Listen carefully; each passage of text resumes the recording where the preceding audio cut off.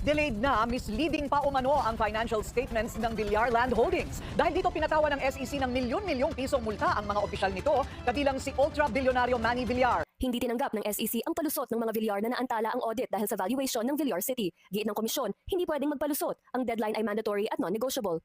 Ilang beses na rin daw binigyan ng palugit ang Villar Land hanggang June 30, pero ligwak pa rin.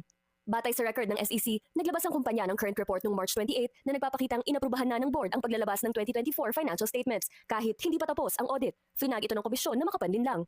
Biglang sumirit ang fair value gains ng Villar City ng 1.33 trillion pesos noong 2024 na mabilis namang nagpalobo sa total assets nito sa 1.37 trillion pesos mula lamang 28.6 billion noong nakaraang taon. Ang malaking revaluation na ito ang nagpasirit sa kita ng kumpanya ng hanggang halos 1 trilyong piso, isang malaking lundag mula 1.46 billion lang noong 2023. Pinatawa ng tigi 1 milyong piso ang mga direktor at opisyal ng kumpanya, kabilang ang pamilya Villar, dating Senate President Manny Villar, mga anak nitong sina Senator Mark at Camille Villar at ang kapatid na si Paulo.